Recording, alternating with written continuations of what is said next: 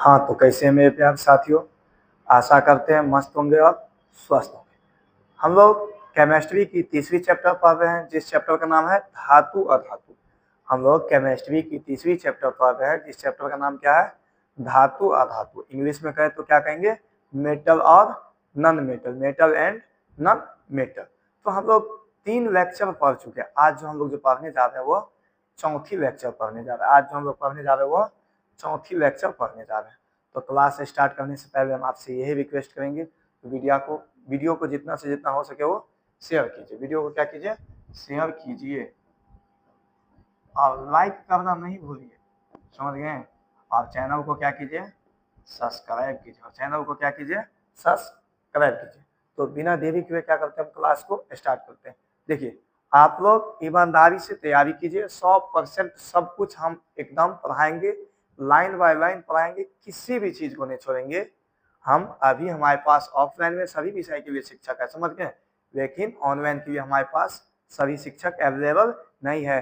हमारे पास math, science, social science, Hindi सभी विषय के लिए टीचर है ऑफलाइन में, लेकिन ऑनलाइन के लिए नहीं है। तो समझ गए? तो ऑफलाइन जो मेरा सेंटर है दरभंगा में, समझ गए? ऑनलाइन जो है, ऑनलाइन पे अभी वीडियो बना के डाल रहे हैं हम लोग, कोई दिक्कत नहीं। हम लोग बहुत जल्दी लाइव आने वाले, बस 4 से 5 दिन के बाद। आज 3 सितंबर है, हम लोग 6 या 7 सितंबर के बाद यानी 10 सितंबर के अंदर से हम लोग लाइव आएंगे डायरेक्ट। इसको लेके सोशल साइंस को लेकर के हम लोग डायरेक्ट लाइव आएंगे। जो सोशल साइंस का वीडियो 4-5 वीडियो, यानी पहला चैप्टर इतिहास का जो पहला चैप्टर है, थोड़ा हम लोग 1 मिनट चर्चा कर लेते हैं, समझ गए? जो पहला चैप्टर हम लोग का इतिहास चल रहा था, यूरोप में राष्ट्रवाद, जिसका हमने 4 या 5 लेक्चर पढ़ाए थे, समझ गए? 4 या 5 लेक्चर पढ़ाए थे। अब उससे आगे हम लोग पढ़ेंगे उसमें। अब पूरी सिलेबस हम आपको लाइव देंगे, डायरेक्ट लाइव। हम आपको डायरेक्ट लाइव देंगे, हो सके तो रात में 9 बजे से। हम आपको रात में 9 बजे से डायरेक्ट लाइव देंगे। 9 से 10 1 घंटा का लाइव देंगे प्रत्येक दिन। अभी से लेकर के नवंबर दिसंबर तक आपको हम लाइव देंगे। तो जो बच्चा को हो सके तो आप लाइव भी अटेंड कर सकते हैं। और लाइव के बाद क्या होता है, वो वीडियो अपने आप अपलोड भी हो जाता है, समझ गए? तो अपलोड वीडियो भी आप, यदि आपके पास टाइम नहीं है तो आप देख सकते हैं। और ज़्यादा से ज़्यादा फ्रेंड के पास क्या कीजिए, वीडियो को शेयर कीजिए, समझ गए? व्हाट्सअप हो गया, जैसे फेसबुक हो गया, इस सब पे वीडियो को क्या कर सकते हैं आप? शेयर कर सकते हैं, समझ गए? और बहुत जल्दी, यानी शायद दिसंबर में होगा तो ऑनलाइन का हम पूरा सेटअप करवा लेंगे। दिसंबर में होगा तो हम ऑनलाइन का पूरा सेटअप करवा लेंगे, समझ गए? पूरा सेटअप जो होता है ऑनलाइन के लिए ना, सब सेटअप करवा लेंगे। और दिसंबर में के बाद ऑनलाइन हमारा जो है सब कुछ चलेगा, आपको सब विषय का टीचर मिलेगा। अभी फिलहाल में हम आपको साइंस, सोशल साइंस और हिंदी 3 विषय हम आपको खुद पढ़ा रहे हैं, लेकिन आपको बहुत जल्दी मैथ का भी वीडियो मिलने लगेगा। मैथ के लिए टीचर है, समझ गए? और इंग्लिश के लिए भी टीचर है, सोशल साइंस के लिए भी टीचर है, समझ गए? बट अभी ऑनलाइन के लिए सभी टीचर फुलफिल नहीं है, क्योंकि ऑनलाइन का पूरा प्रॉपर काम हमारे पास नहीं है। तो बहुत जल्दी आप लोग यदि सपोर्ट करेंगे तो बहुत जल्दी हम लोग भी ऑनलाइन पे आ जाएंगे पूरा सेटअप के साथ। हो सकता है तो इस बार क्रैश कोर्स, यानी हो सकता है कि इस बार क्रैश कोर्स समय में तो हम आपको 60 दिन में पूरी कोर्स को कंप्लीट करेंगे। जो बच्चा एग्जाम 2026 में देगा, 30 नवंबर को हम अपना सिलेबस खत्म करेंगे ऑफलाइन सेंटर में। और 30 नवंबर को खत्म करेंगे। 2 से 4 दिन बीच में ट्यूशन बंद रहेगा। उसके बाद सिलेबस रिवीजन बैच के तौर पे क्रैश कोर्स स्टार्ट होगा। उसमें हम आपको बहुत सारा चीज बताएंगे और एग्जाम में 100% सफल कराएंगे, इसकी पूरी गारंटी। अब हो सकता है इस बार यदि ऐप लॉन्च होगा तो हम लोग कोशिश करेंगे जितना न्यूनतम से न्यूनतम फीस, यानी जितना कम से कम फीस होगा ना, उस ऐप पे हम लोग रखेंगे, बहुत छोटा रखेंगे। समझिए एक प्रकार का थोड़ा सहयोग रूप में हम आप लोग के लिए वो बैच रखेंगे। आप लोग जो भी भाई बंधु होंगे ना, एग्जाम देंगे 2026 में, उसको सपोर्ट करने के लिए हम लोग एक छोटी सी बैच रखेंगे। हो सकता है उस बैच का जितना मिनिमम से मिनिमम फीस हो, समझ गए? या 51 हो या 100 हो, बस इतना ही रहेगा। या तो 51 फीस होगा, या तो 99 फीस होगा, या तो 49 होगा, बस इसी दायरा में फीस होगा, समझ गए? तो आप लोग देखेंगे पहले, समझ गए? कोशिश करते हैं हम लोग, समझ गए? तो बिना देरी के क्या करते, क्लास को स्टार्ट करते, समझ गए? तो आज हमारा ये मेटल और नॉन मेटल की चौथी लेक्चर है, समझ गए? लेक्चर नंबर कितनी है? 4, यानी पार्ट 4। पीछे हम लोग 3 पार्ट पढ़ चुके हैं। यानी पीछे हम लोग 3 क्लास पढ़ चुके हैं, अभी हम लोग जो पढ़ रहे हैं वो 4थी क्लास पढ़ रहे हैं। तो हम कल आपको बताए थे अधातु क्या है और अधातु की रासायनिक गुण बताए थे, समझ गए। तो सबसे पहले हम आपसे यही रिक्वेस्ट करेंगे, जो अधातु क्या है वो हमें आप थोड़ा बताएं। अधातु क्या है वो आप हमें बताएंगे। हम आपको क्या बताए थे कल, अधातु के बारे में, समझ गए। तो अधातु क्या है बताइए, अधातु क्या है बताइए। तो हम आपको बताए थे जो अधातु वैसा तत्व को कहते हैं जो विद्युत और उष्मा का क्या होते हैं, कुचालक होते हैं। जो विद्युत और उष्मा के क्या होते हैं, कुचालक होते हैं। अधातु विद्युत और उष्मा का क्या होते हैं, विद्युत और उष्मा का क्या होते हैं, उष्मा का कुचालक होता है, समझ गए। उष्मा का कुचालक होते हैं, समझ गए। अब दूसरा हम बताए थे, इसमें आधातु वर्ग एवं तन्य का गुण नहीं होता है। यानी जो भी आधातु है उसमें आधातु वर्ग एवं तन्य का गुण नहीं होता है। यानी आधातु में आधातु वर्ग एवं तन्य का गुण नहीं होता है, समझ गए। इसका भी गुण नहीं होता। उसके बाद हम ये बताए थे, जो भी अधातु होंगे वो क्या होते हैं, वो भंगुर होते हैं। वो क्या होते हैं, अधातु क्या होते हैं, अधातु भंगुर होते हैं। अधातु क्या होते हैं, भंगुर होते हैं, समझ गए। अधातु भंगुर होते हैं। चलिए, तो इतना चीज हम आपको कल बताए थे। उसके बाद अधातु का हम आपको रासायनिक गुण भी बताए थे। सॉरी, रासायनिक गुण आज बताएंगे, भौतिक गुण बताए थे। तो अधातु का भौतिक गुण बताइए, तो आप हमें अधातु का भौतिक गुण चाहिए। अधातु का भौतिक गुण, भौतिक गुण। चलिए, अधातु का भौतिक गुण क्या था, सबसे पहले ये बताए थे, जो अधातु विद्युत और उष्मा का कुचालक होता है। तो दो चार को बता दीजिए, कम से कम 2 या 4 बताइए। तो अधातु जो है चमकदार होती है, और सॉरी, अधातु में चमक नहीं पाई जाती है। अधातु में चमक नहीं पाई जाती, समझ गए।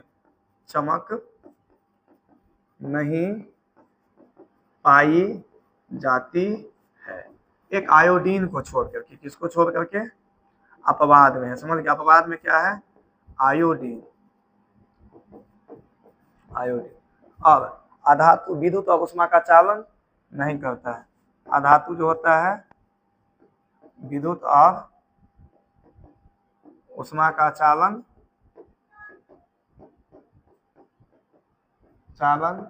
नहीं करता है, यानी विधातु, विधातु कहते हैं। अधातु जो होते हैं वो विद्युत और उष्मा का चालन नहीं करता है। उसके बाद अधातु मुलायम होते हैं। क्या होते हैं, अधातु मुलायम।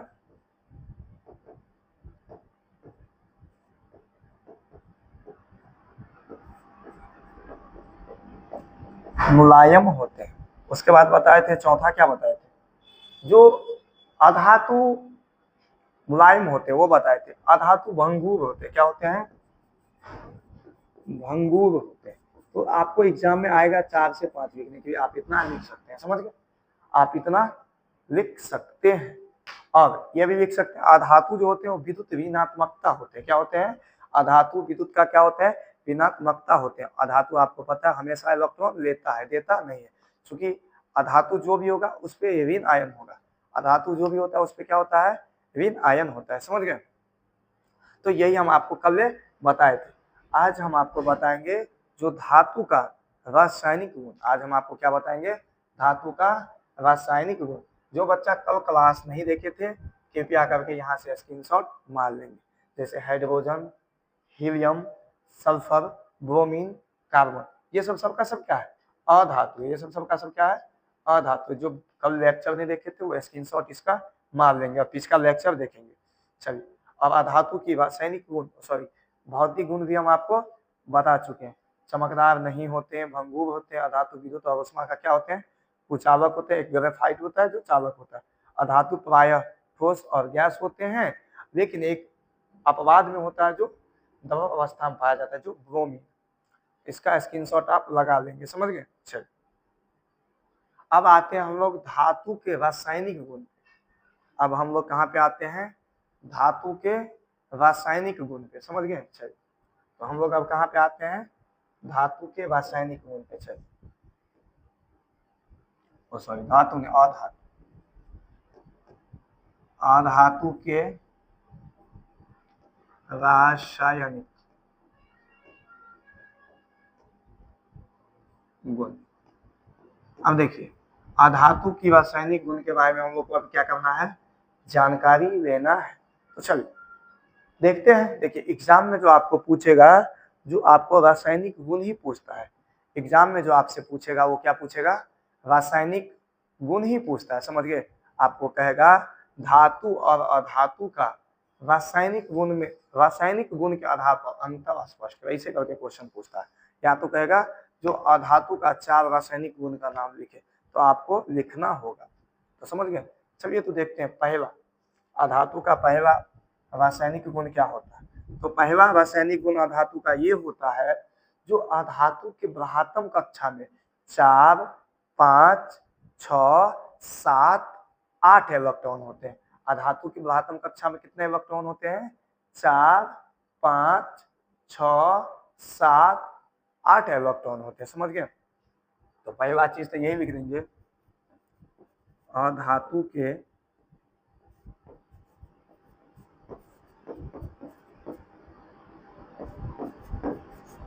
बृहत्तम कक्षा में 4, 5, 6 और 7 इलेक्ट्रॉन होते हैं। अधातु का जो बृहत्तम कक्षा में कितने इलेक्ट्रॉन होते हैं, या तो जो अधातु होंगे उसके बृहत्तम कक्षा में 4 इलेक्ट्रॉन होगा, या तो 5 होगा, या तो 6 होगा, या तो 7 होगा, या तो 8 होगा, समझ गए। तो चलिए कुछ अधातु का नाम लिखते हैं, अब हम आपको बताते हैं। कुछ अधातु का नाम लिखते हैं हम, अब उसके बाद आपको हम बताते हैं। चलिए एक न्यू स्लाइड लेने दीजिए हमें।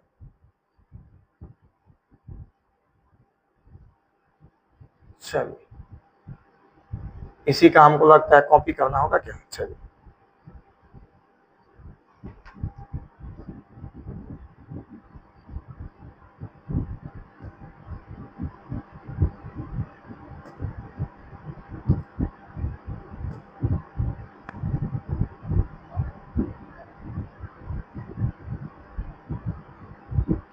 चलिए एक हम ये स्लाइड लेते हैं और इसकी कॉपी करते हैं। चलिए देखिए यहाँ पे देखिए तो ध्यान से, अधातु जैसे हम बताएं कार्बन, ऑक्सीजन, सल्फर, ये सब क्या है, अधातु। ये सब क्या है, अधातु है। तो चलिए जैसे कि सल्फर की बात करते हैं, किसकी बात करते हैं, सल्फर की।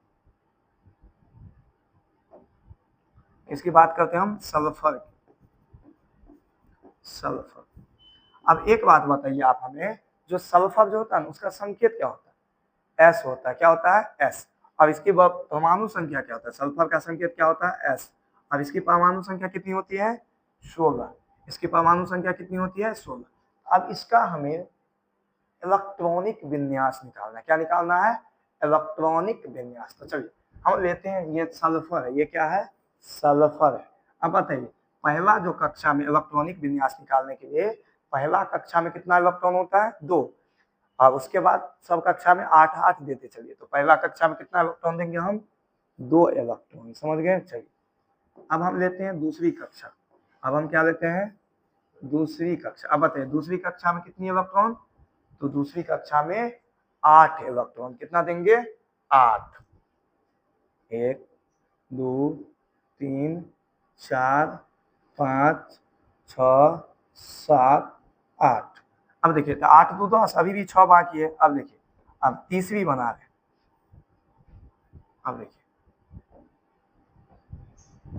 अब देखिए एक कितना बचा है, 6 को, 1, 2, 3, 4, 5, 6। यहाँ पे हम लिख देंगे 2, 8, 6। अब देखिए अब अधातु था, यानी अब ये बात पता चल गया, ये सल्फर क्या है, अधातु। इसके बाद हम कक्षा में कितने इलेक्ट्रॉन है, 6।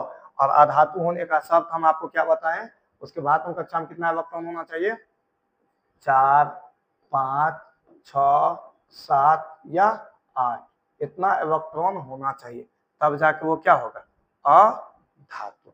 इसी तरह से आप दूसरा का भी निकाल सकते हैं, आप इसी तरह से दूसरा का भी निकाल सकते हैं। जैसे बात करते हैं हम ऑक्सीजन, किसकी बात करते हैं, ऑक्सीजन। अब हम किसकी बात करते हैं, ऑक्सीजन।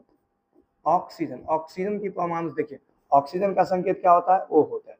अब बताइए इसकी जो परमाणु संख्या होती है कितनी होती है, 8 होती है। कितनी होती है, 8।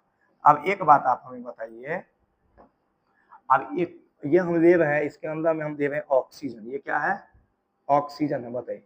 अब इसके पहला जो कक्षा होगा इसमें कितना इलेक्ट्रॉन देना है, 2। अब देखिए, अब दूसरी कक्षा, अब इसकी दूसरी जो कक्षा होगा इसमें कितना इलेक्ट्रॉन फिल करना है, 8 करना है। तो 8 तो होगा नहीं, क्योंकि इसकी परमाणु संख्या कितनी है, 8।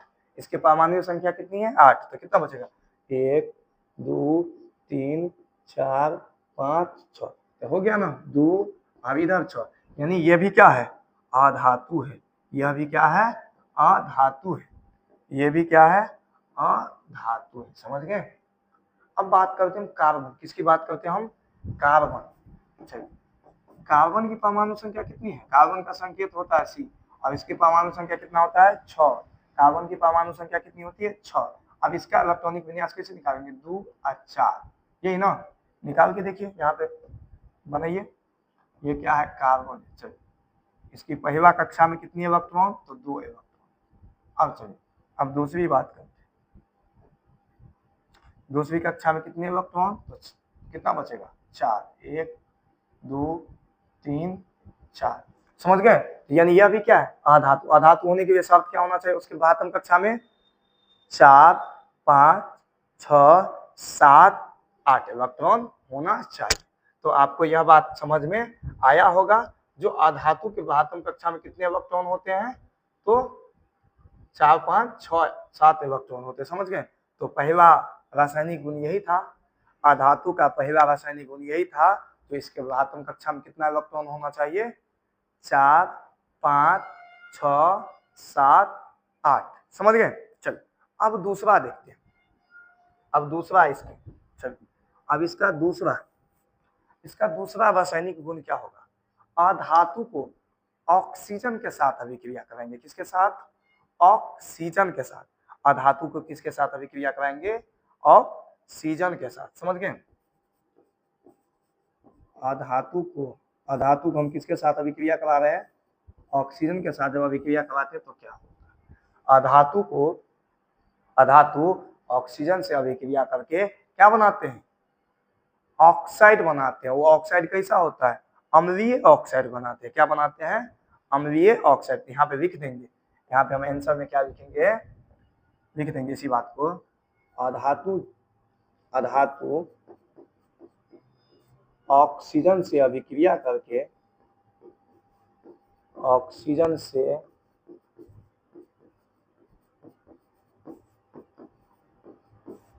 अभिक्रिया करके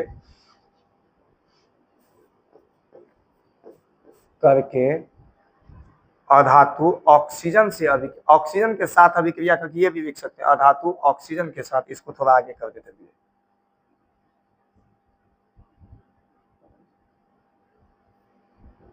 ओहो ये नहीं हट सकता ना, चल कोई बात नहीं।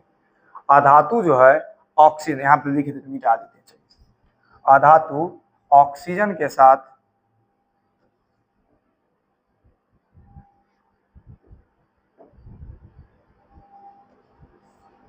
अधातु ऑक्सीजन के साथ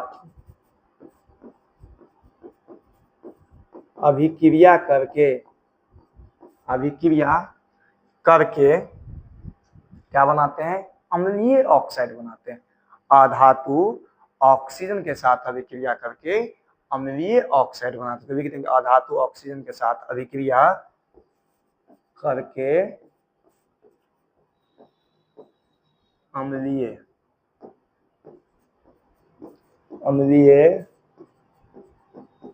ऑक्साइड बनाते हैं। समझ गए। अधातु जो है ऑक्सीजन से जब अभिक्रिया करता है तो क्या बनाता है, अम्लीय ऑक्साइड बनाता है। क्या बनाता है, अम्लीय ऑक्साइड। जैसे में कार्बन को, कार्बन क्या है, अधातु है, कार्बन क्या है, अधातु, और ऑक्सीजन से क्या कराइए, अभिक्रिया कराइए। तो चलिए यहाँ पे हम इसका उदाहरण कहाँ पे है दोस्त, अरे वाह, चलिए उसका एग्जाम्पल हम इस साइड ले रहे हैं, समझ गए, इसका एग्जाम्पल हम इस साइड ले रहे हैं। कार्बन क्या है, चलिए कार्बन क्या है, अधातु है। कार्बन क्या है, कार्बन क्या है, एग्जाम्पल, उसका एग्जाम्पल हम दे रहे हैं, समझ गए। कार्बन क्या है, अधातु है। अब इसको ऑक्सीजन के साथ अभिक्रिया करें, किसके साथ अभिक्रिया कराइए, ऑक्सीजन के साथ अभिक्रिया करें, तो ये क्या बन जाएगा, CO, क्या बन जाएगा, CO2, क्या बन जाएगा, CO2, यानी ये क्या बन गया, कार्बन डाइऑक्साइड। क्या बन गया, कार्बन डाइऑक्साइड।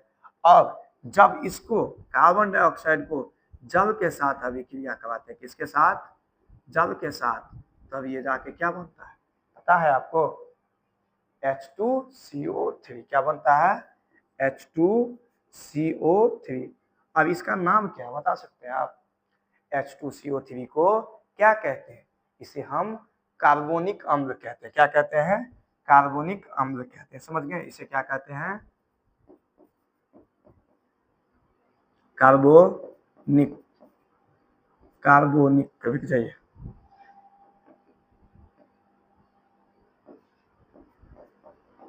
कार्बोनिक अम्ल कहते हैं, समझ गए।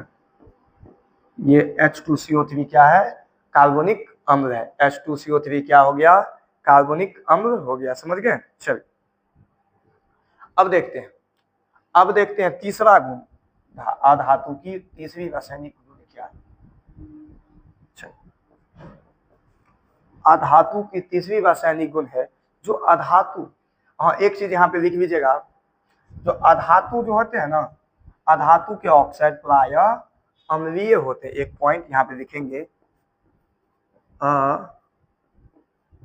धातु के ऑक्साइड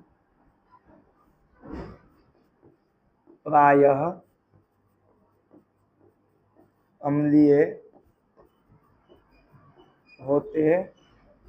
अधातु के ऑक्साइड प्रायः क्या होते हैं, अम्लीय होते हैं, लेकिन धातु के ऑक्साइड प्रायः क्या होते हैं, क्षारीय होते हैं, समझ गए। अब चलिए, अब इसको हम तीसरा एग्जाम्पल इसका लिख रहे हैं, समझ गए। अब हम लोग अधातु का तीसरा रासायनिक गुण जान रहे हैं। चलिए तीसरा रासायनिक गुण क्या है, क्लोरीन के साथ अभिक्रिया। किसके साथ, अधातु को क्लोरीन के साथ अभिक्रिया। अधातु को हम किसके साथ अभिक्रिया करा रहे हैं, अधातु को किसके साथ, क्लोरीन के साथ जब अभिक्रिया कराते तो क्या होता है, अधातु क्लोरीन से अभिक्रिया करके क्लोराइड बनाते हैं। क्या बनाते हैं, क्लोराइड बनाते हैं, लिख देंगे, अधातु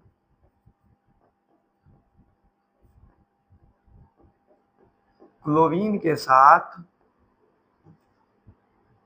क्लोरीन के साथ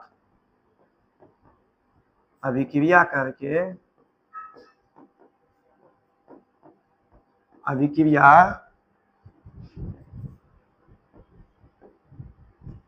करके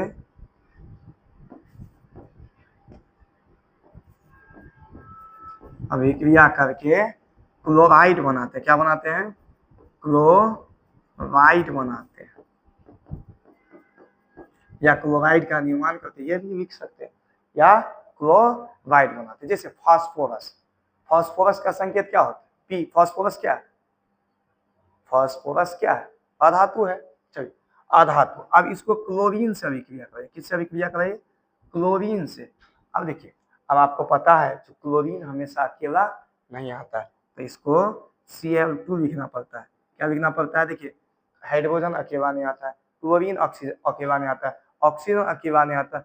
ये क्यों अकेला नहीं आता है, हम आपको यह वीडियो शायद 2 या 3 क्लास के बाद आपको पता चल जाएगा। इसको ऑक्सीजन को हमेशा ऑक्सीजन नहीं लिखा जाता है, ऑक्सीजन को O2 लिखते हैं, हाइड्रोजन का अकेला हाइड्रोजन नहीं लिखते हैं, H2 लिखते हैं, क्लोरीन को Cl2 लिखते हैं। क्यों लिखते हैं, हम आगे जाके आपको हम बताएंगे, समझ गए, समझ गए। तो ये अभिक्रिया करके क्या बन जाएगा, PCl3 बन जाएगा। क्या बन जाएगा? PCl3। अब देखिए, अब यह समीकरण क्या लग रहा है आपको? संतुलित है। यह समीकरण संतुलित नहीं है। यह समीकरण संतुलित नहीं है। अब हम इसे क्या करेंगे? संतुलित करेंगे। यहाँ पे हम P4 ले लेंगे। क्या ले लेंगे? P4। अब देखिए, अब यह क्या लग रहा है आपको? समीकरण संतुलित है, तो समीकरण संतुलित नहीं है। अब इसे हम संतुलित कर देंगे। अब देखिए, यहाँ पे P4 हुआ, यानी फास्फोरस 4 हुआ। यहाँ पे फास्फोरस कितना है? एगो। कितना है? एगो। अब देखिए, क्लोरीन यहाँ पे 3 हुआ, यहाँ पे क्लोरीन कितना है? 2। यदि हम यहाँ पे एक काम करते हैं, यदि हम यहाँ पे 4 लगा देते हैं, तो फास्फोरस तो 4 हो गया, लेकिन क्लोरीन कितना हो गया? 4 तिया 12।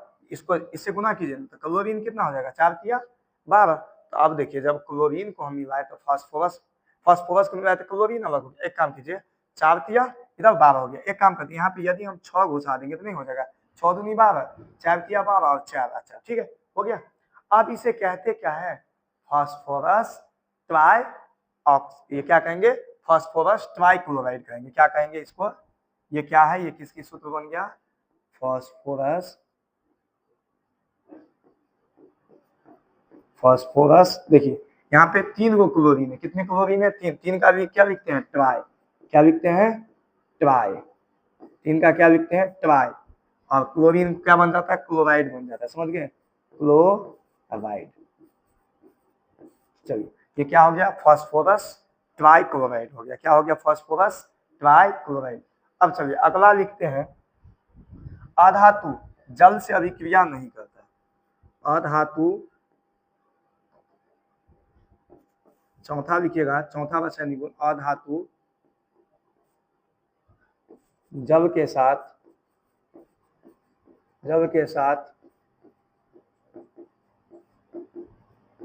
अभिक्रिया नहीं करता है। अधातु जल के साथ अभिक्रिया नहीं करता है। चलिए, और अधातु अम्ल के साथ भी अभिक्रिया नहीं करता। अगला लिखिएगा, 5वां। चलिए,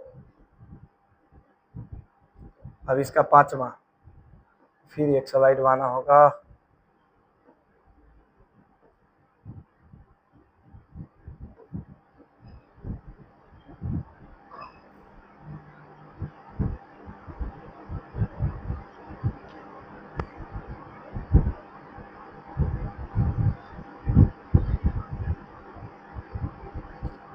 चलिए, अरे अधातु जो है अम्ल से अभिक्रिया नहीं करता है। 5वां था ना? चलिए, 5वां क्या हो जाएगा? अधातु अम्ल के साथ अभिक्रिया नहीं करता है।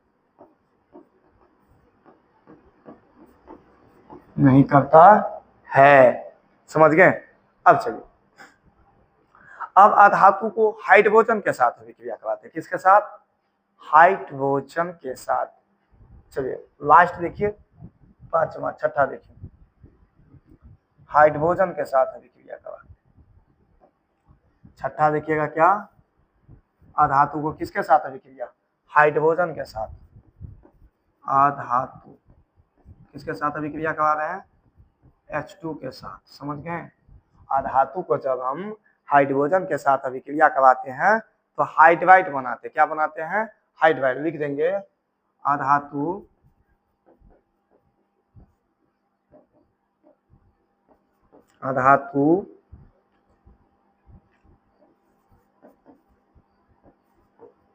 हाइड्रोजन के साथ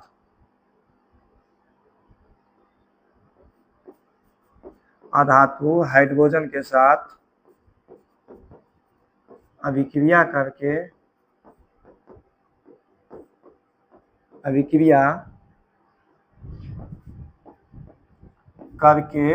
हाइड्राइड बनाते हैं। क्या बनाते हैं? हाइड्राइड। क्या बनाते हैं? हाइड्राइड। समझ गए? हाइड्राइड बनाते हैं। समझ गए? क्या बनाते हैं? हाइड्राइड। हाइड्राइड का निर्माण करते हैं। निर्माण करते हैं या बनाते? निर्माण करते हैं। अब इसका उदाहरण लिखेंगे, क्या लिखेंगे? उदाहरण। जैसे में हाइड्रोजन से अभिक्रिया करा रहे हैं, किसका? अधातु का। एग्जाम्पल इसका हम दे रहे हैं, किसका अभिक्रिया करा है? अधातु का। ये H2 को किसके साथ अभिक्रिया? अधातु। अधातु जैसे सल्फर ले लीजिए, क्या लीजिए? सल्फर। अब इसका जब अभिक्रिया होगा तो क्या बनेगा? H2S। क्या बनेगा? H2S। क्या बन जाएगा? H2S। अब बताइए क्या है? ये H2S हुआ, ये क्या बन गया? H2S। क्या बन गया? H2S। इसका नाम क्या हो गया? Hydrogen sulphide. क्या हो जाएगा? Hydrogen hydrogen sulphide. सल्फाइड, इसका नाम क्या हो गया? Hydrogen sulphide. तो यही अधातु का कुछ रासायनिक गुण था। यही कुछ जो है अधातु का रासायनिक गुण था। समझ गए? तो यही आप लोग लिख लेंगे और इसका हम सेपरेट पीपीटी निकाल देते हैं, आप उसका स्क्रीनशॉट ले लेंगे। समझ गए? चलिए यहाँ से देखिए, हम क्या बताएं आपको? अधातु की रासायनिक गुण लिखे। अधातु की रासायनिक गुण क्या है? निम्नलिखित है, जिसमें पहला गुण हम आपको बताएं, जो अधातु के घातम कक्षा में 4, 5, 6, 7, 8 इलेक्ट्रॉन होते हैं, हाइड्रोजन और हीलियम को छोड़कर। किसको किसको छोड़ करके? हाइड्रोजन और हीलियम को छोड़ करके। समझ गए? जैसे carbon, nitrogen, oxygen, fluorine, neon इत्यादि। ये सब क्या है? अधातु है। चलिए अब दूसरा गुण क्या बताए? अधातु ऑक्सीजन के साथ अभिक्रिया करके क्या बनाते हैं? अम्लीय ऑक्साइड बनाते हैं। क्या बनाते हैं? अम्लीय ऑक्साइड। जैसे हम आपको कार्बन और ऑक्सीजन से दिए थे, क्या बन गया? Carbon dioxide. उसको जब जल के साथ अभिक्रिया बनाए तो क्या बनाया? कार्बोनिक अम्ल बनाया। चलिए, और यह भी बताए थे अधातु के ऑक्साइड प्रायः क्या होते हैं? अम्लीय होते हैं। इस बात को आप याद रखेंगे ऑब्जेक्टिव के लिए। आप इस बात को ऑब्जेक्टिव के लिए याद रखेंगे। अधातु के जो ऑक्साइड होते हैं वो प्रायः कैसे होते हैं, उसका नेचर कैसा होता है, प्रकृति कैसा होता है, तो क्या कहेंगे? अम्लीय होते हैं। क्या होते हैं? अम्लीय होते हैं। चलिए अब तीसरा बताएं, कुछ धातु के ऑक्साइड उदासीन भी होते हैं। कुछ धातु का जो ऑक्साइड है वो क्या होते हैं? उदासीन। जैसे जल, नाइट्रोजन, नाइट्रोजन ऑक्साइड, ये सब क्या है? उदासीन होते हैं। कार्बन मोनोऑक्साइड, ये सब क्या है? उदासीन होते हैं। चलिए अब चौथा हम आपको बताएं, जो अधातु क्लोरीन के साथ अभिक्रिया करके क्लोराइड बनाते हैं। क्या बनाते हैं? क्लोराइड बनाते हैं। जैसे में उदाहरण हम दिए थे, ये वाला फास्फोरस ट्राई क्लोराइड का। जैसे हम उदाहरण क्या दिए थे? फास्फोरस ट्राइक्लोराइड का। पांचवा हम आप क्या बताएं आपको? अधातु प्रायः जल के साथ अभिक्रिया नहीं करता है। और छठा क्या बताए? अधातु अम्ल के साथ भी अभिक्रिया नहीं करते हैं। और सातवां आपको बताए, अधातु हाइड्रोजन के साथ अभिक्रिया करके हाइड्राइड का निर्माण करते हैं। किसका निर्माण करते हैं? हाइड्राइड का निर्माण करते हैं। एग्जाम्पल में हाइड्रोजन प्लस सल्फर से क्या बन गया? Hydrogen sulphide. और एक चीज और देख लीजिए यहाँ पे 8 में, अधातु अम्ल से अभिक्रिया करके हाइड्रोजन को क्या करते हैं? अलग करते हैं, विस्थापित नहीं करते हैं। यानी अधातु अम्ल से पहले अभिक्रिया करता ही नहीं है, इसीलिए वो हाइड्रोजन को विस्थापित नहीं करते हैं। समझ गए? क्योंकि अधातु हमेशा इलेक्ट्रॉन लेते हैं, देते नहीं है। कुछ उदाहरण इसका दिया गया है। समझ गए? यही था धातु की रासायनिक गुण। यही था धातु का क्या? रासायनिक गुण। आज हम एक छोटी सी बात है जो चर्चा कर लेते, उसमें ज्यादा समझाने की मेहनत की जरूरत नहीं है, बस थोड़ा 2 मिनट का काम है, वो बता देते हैं। धातु और अधातु का अंतर पूछता है एग्जाम में। क्या पूछता है?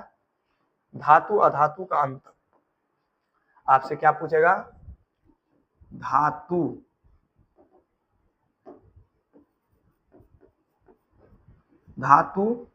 और अधातु। क्या पूछेगा? अधातु। धातु और अधातु में अंतर स्पष्ट करें।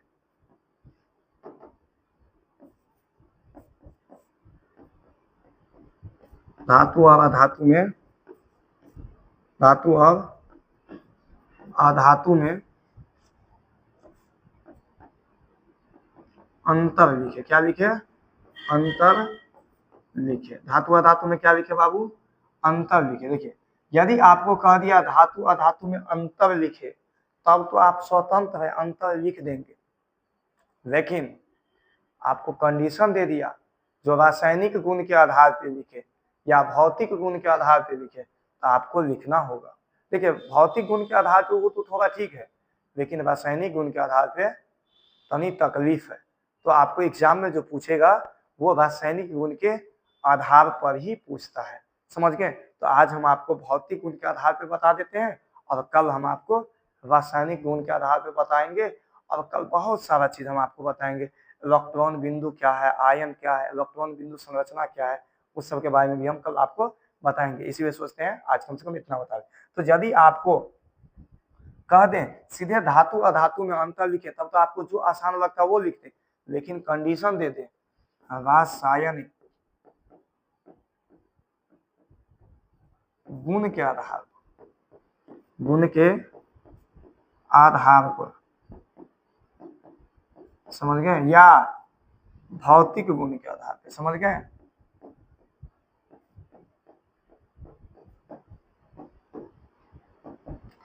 अब जाके क्या होगा, आपको कहीं लिखना पड़ेगा। आपको पूछेगा भौतिक गुण के आधार पे तो भौतिक गुण के आधार पे लिखिए, रासायनिक गुण के आधार पे लिखेगा तो रासायनिक गुण के आधार पे आपको लिखना होगा। जो आपको पूछेगा वो आपको लिखना पड़ेगा, समझ गए। तो चलिए हम आपको भौतिक गुण के भी आधार पे बताते हैं और रासायनिक गुण के भी आधार पे बताते हैं। हम आपको 7-8 को बता चुके हैं। आपको एग्जाम में सिर्फ 5 नंबर में पूछेगा। कितना नंबर पूछेगा यह क्वेश्चन? 5 मार्क्स में पूछेगा, समझ गए। और आपको मात्र 5 अंतर लिखना है, समझ गए। 5 नंबर में कितना अंतर लिखना है? सिर्फ 5 अंतर लिखना है। ओके चलिए, तो यहाँ पे अंतर आप देखिए।